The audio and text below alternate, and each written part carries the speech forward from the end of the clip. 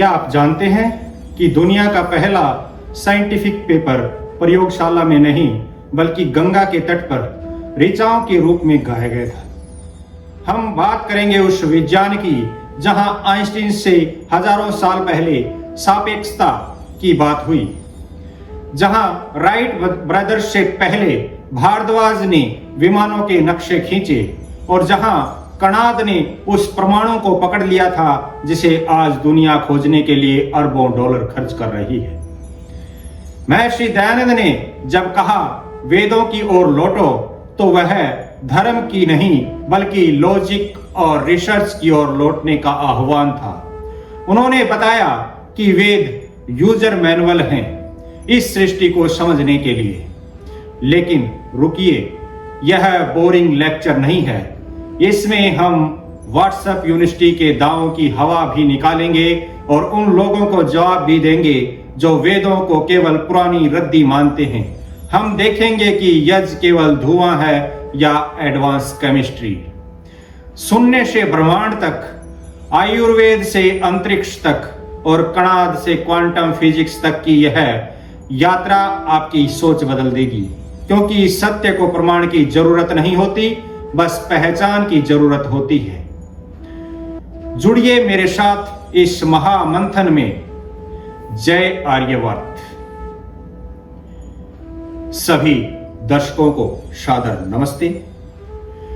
मुझे देख सुन रहे भारत के भविष्य और इस सनातन ज्ञान के जिज्ञासुओं, आज हम उस यात्रा पर निकल रहे हैं जहां आधुनिक भौतिकी के समीकरण खत्म होते हैं और ऋषियों के साक्षात्कार शुरू होते हैं। लोग पूछते हैं वेद क्या है? क्या ये केवल मंत्रों का संग्रह है? नहीं, वेद उस कॉस्मिक कोड की डिकोडिंग है जिसे आज का विज्ञान लॉ ऑफ नेचर कहता है। क्या वेद केवल पुराने युग की स्तुति गान है? नहीं, वेद उस कॉस्मिक इंटेलिजेंस की भाषा है जो इस ब्रह्मांड के कण कण में रची बसी है। ऋग्वेद का एक मंत्र कहता है यत् पिंडे तत् ब्रह्मांडे, यानी जो सत्य इस ब्रह्मांड की विशालता में है वही सत्य आपके शरीर की एक कोशिका के भीतर भी धड़क रहा है। आज हम उस ब्लूप्रिंट को डिकोड करेंगे जिसे हमारे पूर्वजों ने हजारों साल पहले देख लिया था। चलिए समय के उस बिंदु पर चलते हैं जहां न समय था न स्थान। आधुनिक विज्ञान जिसे सिंगुलरिटी कहता है और स्टीफन हॉकिंग ने अपनी किताब में a brief history of time में जिस बिग बैंग की बात की, ऋग्वेद का नाश दिए सूक्त उसे अद्भुत काव्य में पिरोता है।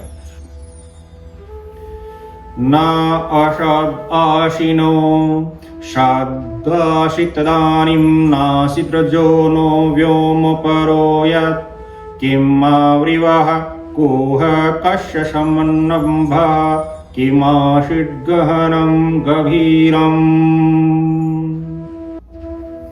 न सदाशिनो सदाशित तदानीं। उस समय सृष्टि से पूर्व न असत था और न सत था। नासिद्रजो नो व्योम परो यत्, न अंतरिक्ष था न उससे परे आकाश था। किमावृवः कुह कस्य समन्नः, वह क्या था जिसने सबको ढका हुआ था? वह कहाँ था और किसका आश्रय था? अम्बः किमाशिद् गहनं गभीरम्, क्या वहां केवल अथाह और गहरा जल था? तो अलावा इसे ना बोल। यह मंत्र उस शून्य या उस परम स्थिति की बात करता है जब यह ब्रह्मांड अस्तित्व में नहीं था। ऋषि प्रश्न करते हैं कि जब कुछ भी नहीं था, न मृत्यु थी, न अमरता, न दिन था, न रात, तब वह तत्व क्या था? यह सूक्त सत्य की खोज में शायद और संभवतः है जैसे शब्दों का प्रयोग कर मनुष्य की जिज्ञासा और विनम्रता को दर्शाता है। कहा है जब न क्षितिज था, न काल की गति, न कोई आकार था, न प्राण था, न मृत्यु का भय, बस अंधकार ही अपार था। तब फूटा एक नाद अनहद जिसे ओम कहते हैं। उसी एक कंपन की लहरों में हम सब आज बहते हैं। स्टीफन हॉकिंग और एडविन हबल ने जिस विस्तारशील ब्रह्मांड की बात 20वीं सदी में की, हमारे ऋषियों ने ब्रह्म शब्द में उसे सदियों पहले कैद कर लिया था। ब्रह्म का अर्थ ही है जो निरंतर बढ़ रहा है, जो असीम है। यह केवल दर्शन नहीं है, यह शुद्ध एस्ट्रोफिजिक्स है। हम उस चेतना की संतान हैं जिसने शून्य से अनंत तक की यात्रा की है।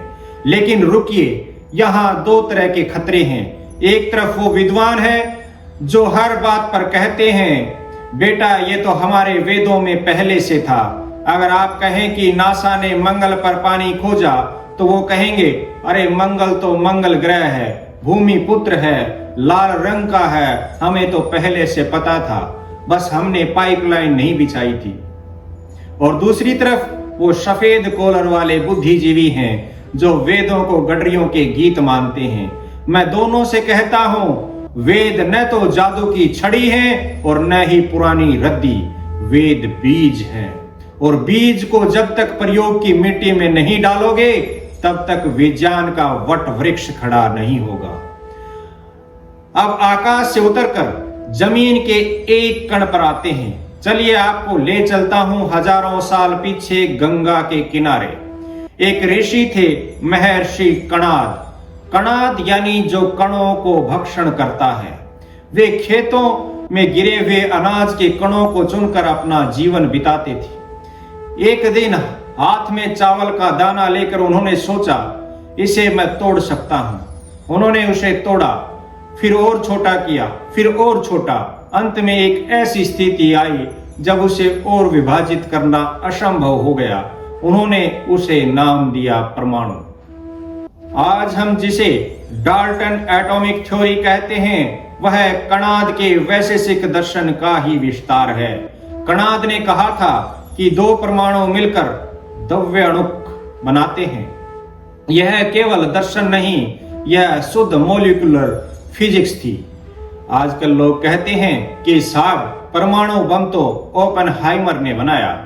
मैं कहता हूं, ओपेनहाइमर ने जब पहला परीक्षण किया तो उनके मुंह से गीता का ही श्लोक निकला था, कालो अश्मि लोकक्षय कृत प्रवर्धो। जब पश्चिम के वैज्ञानिक हार जाते हैं तो वे वेदों की शरण में आते हैं और हम अपनी ही विरासत को पुराना कहकर रिजेक्ट कर देते हैं। कणाद ने बिना लैब के वो देख लिया था जिसे देखने के लिए आज सर्न CERN में मील लंबी सुरंग बनाई जा रही है। लेकिन उस ज्ञान पर सदियों की धूल जम गई थी। इस धूल को झाड़ने का काम किया महर्षि दयानंद सरस्वती ने। उन्होंने सत्यार्थ प्रकाश में गर्जना की, वेदों की ओर लौटो। दयानंद जी का वेदों की ओर लौटना कोई पीछे मुड़ना नहीं था, बल्कि भविष्य की ओर एक लंबी छलांग थी। उन्होंने बताया कि वेद में अग्नि का अर्थ केवल आग नहीं, एनर्जी है। उन्होंने वायु को केवल हवा नहीं, मोशन और मीडियम बताया। उन्होंने धर्म को अंधविश्वास की जेल से निकालकर तर्क की खुली हवा में खड़ा कर दिया। उन्होंने सिद्ध किया कि ईश्वर का ज्ञान और विज्ञान कभी आपस में टकरा नहीं सकते, क्योंकि दोनों का स्रोत एक ही सत्य है। अभी तो हमने केवल नींव रखी है। हमने जाना कि हम कहां से आए और हम किससे बने हैं। हमने देखा कि सूक्ष्म जगत में क्या छिपा है। लेकिन क्या आप जानते हैं कि जिस शून्य ने कणाद को सोचने पर मजबूर किया, उसी शून्य ने अंतरिक्ष के रहस्यों के द्वार कैसे खोले। हम इस सूक्ष्म कण से निकलकर विशाल ब्रह्मांड की ओर बढ़ेंगे। हम देखेंगे कि कैसे यजुर्वेद की गणितीय ऋचाओं ने ग्रहों की दूरी और प्रकाश की गति को नापा। हम जानेंगे कि नासा के सैटेलाइट जिस गति से घूम रहे हैं, उसका अंक शास्त्र हमारे प्राचीन सरल सूत्रों में कैसे अंकित है। हम देखेंगे कि आर्यभट्ट ने बिना टेलीस्कोप के पाई और खगोल की गुत्थियां कैसे सुलझाई। और हाँ, हम उस विमान विद्या की भी चर्चा करेंगे जिसे ऋषि दयानंद ने वेदों के गुप्त सूत्रों से खोज निकाला था। मेरे साथ आप बने रहिए, क्योंकि अब हम परमाणु से परमात्मा और सांख्य से स्पेस साइंस की यात्रा शुरू करने जा रहे हैं। पलकें मत झपकाइए, क्योंकि अब हम मिट्टी से मिल्की वे की यात्रा शुरू करने जा रहे हैं। मेरे साथ कहिए ओम। मित्रों, अब तक हमने उस परमाणु को समझा जो दिखाई नहीं देता। अब अपनी गर्दन ऊपर उठाइए और उस अनंत नीले आकाश को देखिए। अब अपनी कल्पना की उड़ान भरिए और मेरे साथ उस अनंत आकाश की ओर चलिए। आधुनिक विज्ञान कहता है कि ब्रह्मांड का विस्तार हो रहा है, लेकिन क्या आपने कभी ऋग्वेद के उस शब्द पर गौर किया है? ब्रह्म। ब्रह्म शब्द की उत्पत्ति ब्रीह धातु से हुई है, जिसका अर्थ ही है विस्तार करना। जो निरंतर फैल रहा है वही ब्रह्म है। यानी हमारे ऋषियों ने ईश्वर की परिभाषा ही विस्तार के रूप में की थी। यह केवल अध्यात्म नहीं, यह एस्ट्रोफिजिक्स की पहली ईंट थी। यूरोप में गैलीलियो को सजा दी गई थी, यह कहने के लिए कि पृथ्वी सूर्य के चक्कर लगाती है। लेकिन ऋग्वेद साफ कहता है स्विता यंत्र ही पृथ्वी मन्मानात्, यानी सूर्य ने पृथ्वी को अपने आकर्षण के यंत्र से बांध रखा है। यजुर्वेद कहता है कि यह पृथ्वी गोलाकार है और अंतरिक्ष में बिना किसी आधार के टिकी है। इसे कहते हैं निराधार आकाश। आज का विज्ञान इसे सेंट्रीफ्यूगल फोर्स और ग्रेविटी के संतुलन से समझता है, जिसे हमारे ऋषियों ने यज्ञ की ऊर्जा कहा था। आजकल के लोग कहते हैं कि साहब गुरुत्वाकर्षण तो न्यूटन ने खोजा था जब सेब उनके सिर पर गिरा। मैं कहता हूं हमारे ऋषियों के सिर पर शायद आम गिरा होगा, इसलिए उन्होंने बहुत पहले ही लिख दिया श्वेता यंत्र ही पृथ्वी मन्मानात्, यानी सूर्य ने अपनी आकर्षण शक्ति के यंत्र से पृथ्वी को बांध रखा है। न्यूटन से हजारों साल पहले भास्कराचार्य ने सिद्धांत शिरोमणि में लिखा था कि पृथ्वी में आकर्षण शक्ति है। बस फर्क इतना है कि हमने इस सूत्र को बनाया और उन्होंने इसे पेटेंट करा लिया। अब बात करते हैं उस युवा क्रांतिकारी की, जिसने मात्र 23 साल की उम्र में दुनिया का भूगोल और खगोल बदल दिया, आर्यभट्ट। कल्पना कीजिए, पाटलिपुत्र की एक वेधशाला थी जहां एक युवक तारों को देखकर गणित लगा रहा है। उस समय दुनिया मानती थी कि पृथ्वी स्थिर है और सूर्य चक्कर लगाता है।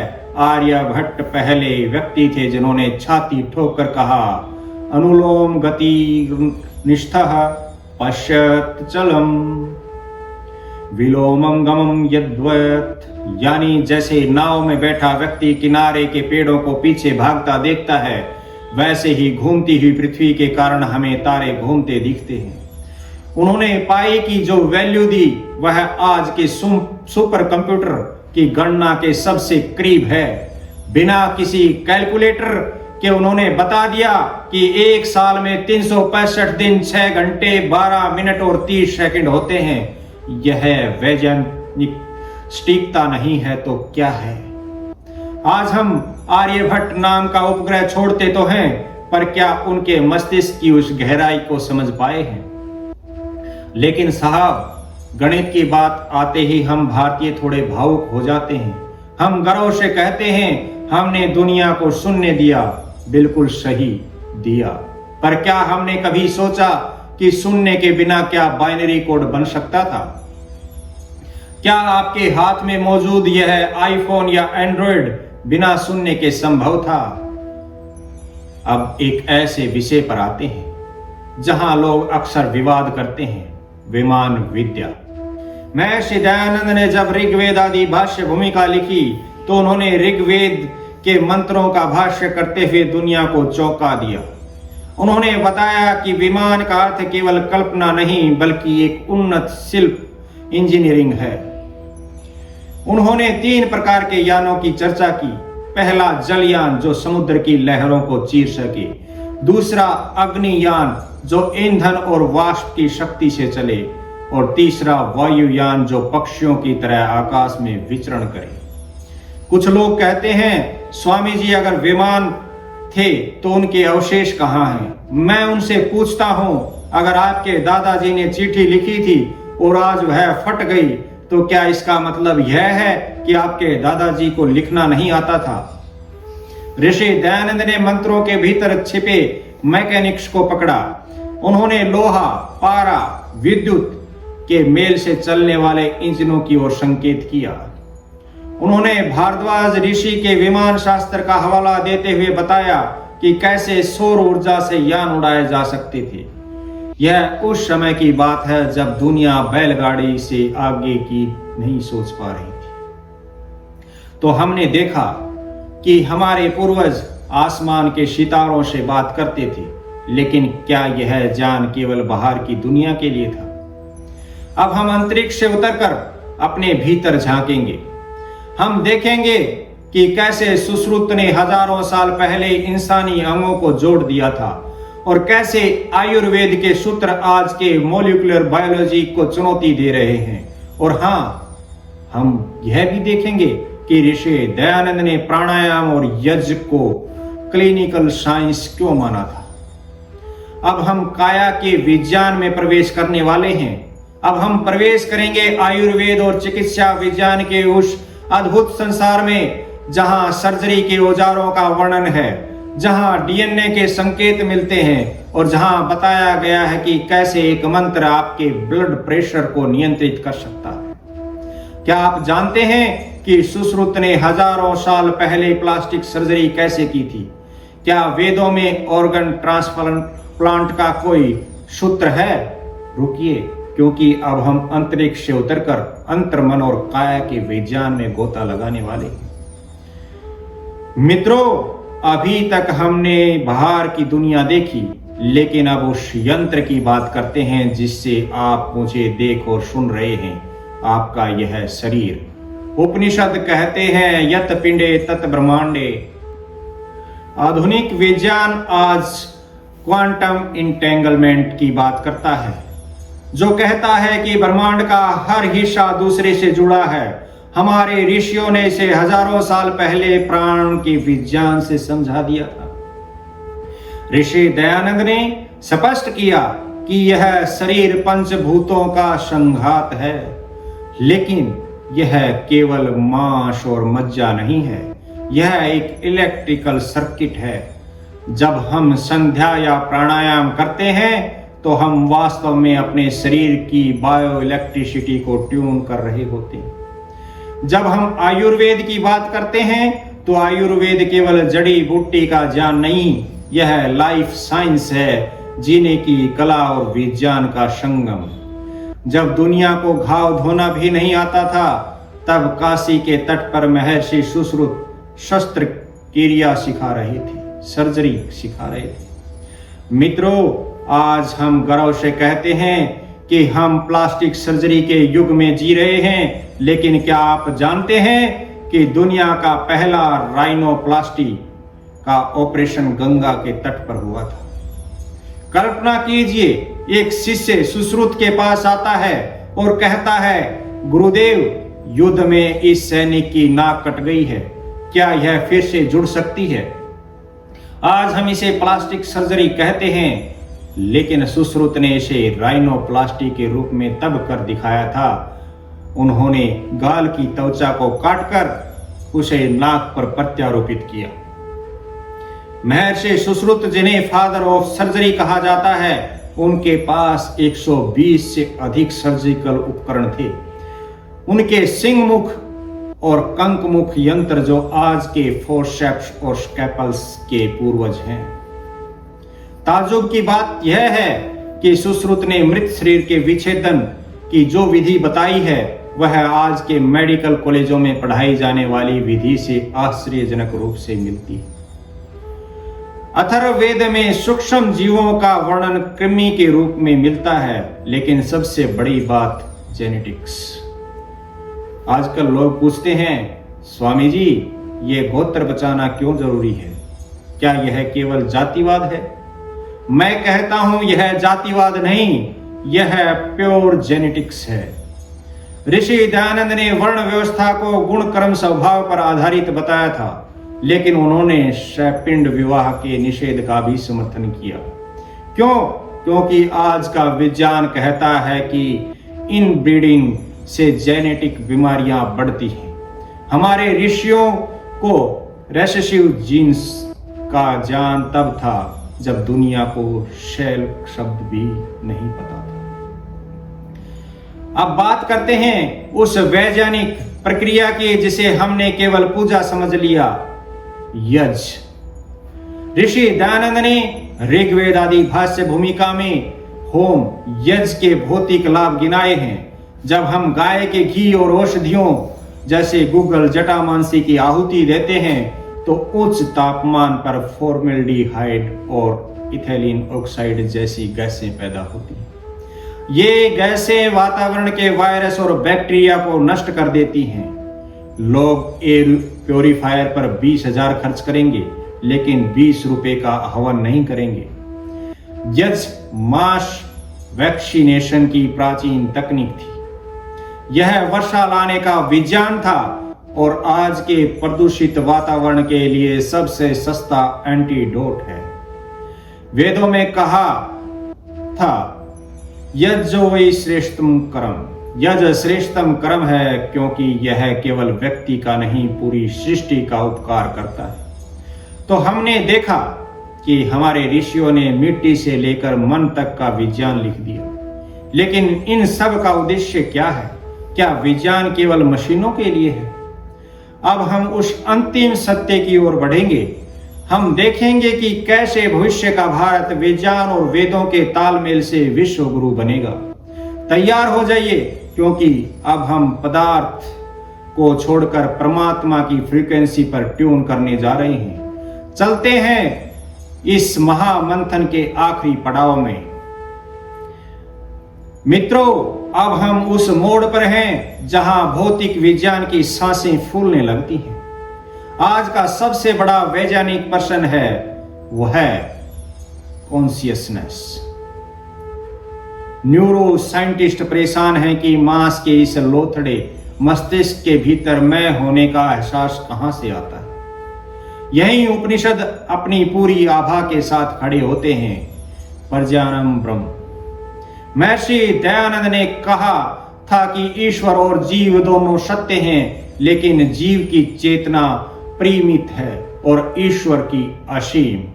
आज की क्वांटम फिजिक्स का ऑब्जर्वर इफेक्ट यही तो कहता है कि देखने वाले के बिना दृश्य का अस्तित्व संदेहास्पद है। यानी यह ब्रह्मांड बेजान मशीनों का ढेर नहीं, यह चेतना का संपंदन है। दुनिया जिसे पागल समझती थी, उस निकोला टेस्ला ने कहा था, if you want to find the secrets of the universe, think in terms of energy, frequency and vibration. Tesla ने कहा था, जिस दिन विज्ञान गैर भौतिक घटनाओं का अध्ययन शुरू कर देगा, वह 1 दशक में उतनी प्रगति करेगा जितनी उसने पिछली कई सदियों में नहीं की। टेस्ला जिस फ्री एनर्जी और वायरलेस ट्रांसमिशन की बात कर रहे थे, उसका सूत्र वेदों में वैश्वानर और विद्युत विज्ञान में छिपा है। आज हम वाईफाई इस्तेमाल करते हैं, पर हमारे ऋषियों ने मन के वाईफाई से ब्रह्मांडीय डाटा डाउनलोड करना सीख लिया था। महर्षि दयानंद सरस्वती ने केवल अतीत का गुणगान नहीं किया, उन्होंने भविष्य का मार्ग प्रशस्त किया। उन्होंने सत्यार्थ प्रकाश में विद्या और अविद्या का अंतर समझाया। उनके लिए विज्ञान क्या था, जो प्रत्यक्ष अनुमान और आप्त प्रमाण की कसौटी पर खरा उतरे। आजकल लोग कहते हैं, जी हमें धर्म से डर लगता है क्योंकि उसमें लॉजिक नहीं है। मैं कहता हूं, दयानंद जी के पास आओ, यहाँ डर नहीं डिबेट है। उन्होंने तो खुद कहा था कि कोई बात तर्क के विरुद्ध हो तो उसे मत मानो। ऐसा साइंटिफिक टेम्परामेंट दुनिया के किसी धर्म गुरु में देखा है अपने? उन्होंने हमसे अंधभक्त नहीं बल्कि अन्वेषक, इन्वेस्टिगेटर बनाया। आज का युवा कहता है, सर हमें लॉजिक चाहिए। मैं कहता हूं, बेटा लॉजिक ही तो वेदों का आधार है। समस्या यह है कि हमने वेद को केवल पूजा पाठ की थाली में सजा कर रख दिया। हमने उसे लाइब्रेरी से निकालकर मंदिर में रख दिया जहां उसे छूना मना है। हमने इतनी चर्चा की, इसका निष्कर्ष यह है कि भविष्य का विज्ञान केवल लैब में नहीं, लैब और लाइब्रेरी के मिलन से पैदा हो। हमें ऐसे साइंटिस्ट ऋषि चाहिए जो कोडिंग भी जानते हो और उपनिषद भी, जो रॉकेट भी उड़ाएं और ध्यान की गहराइयों में भी उतरें। हमें वह भारत चाहिए जहां इसरो का वैज्ञानिक रॉकेट लॉन्च करने से पहले ऋग्वेद के मंत्रों से ऊर्जा लेता हो, जहां डॉक्टर सुश्रुत की तकनीक और आधुनिक लेजर का मेल करे। ऋषि दयानंद का सपना था कि एक ऐसा आर्यवर्त जहां अज्ञान का अंधकार न हो, जहां हर घर में यज्ञ की सुगंध हो और हर मस्तिष्क में अनुसंधान की ज्वाला। हमें मैकाले की उस शिक्षा पद्धति को त्यागना होगा जिसने हमें अपनी ही विरासत पर शर्मिंदा होना सिखाया। हमें गर्व करना होगा कि हम उस संस्कृति के उत्तराधिकारी हैं जिसने दुनिया को गिनती भी सिखाई और जीने का ढंग भी। पिछले कुछ मिनटों की यह यात्रा यहाँ समाप्त नहीं होती, बल्कि यहाँ से शुरू होती है। आप यहाँ से केवल जानकारी लेकर मत जाइए, एक जिज्ञासा लेकर जाइए। अपनी ऋचाओं को फिर से खोलिए, उनमें छिपे वैज्ञानिक सूत्रों को ढूंढिए। अंत में कविता की इन 4 पंक्तियों के साथ अपनी वाणी को विराम देता हूं। मिटा दो भरम के पर्दों को, ऋचाओं को जगाने दो, तर्क की तीक्ष्ण धारों से नया युग मुस्काने दो। दयानंद की मसालों से फिर आर्य ज्योति जल उठे, विज्ञान और वेदों के मिलन से विश्व फिर से खिल उठे। ओम अस्तो मा सद्गमय, तमसो मा ज्योतिर्गमय, मृत्युर्मामृतं गमय। बहुत बहुत धन्यवाद। इस आध्यात्मिक यात्रा में हमारे साथ जुड़ें, चैनल को सब्सक्राइब करके धर्म और शांति के मार्ग पर चलें।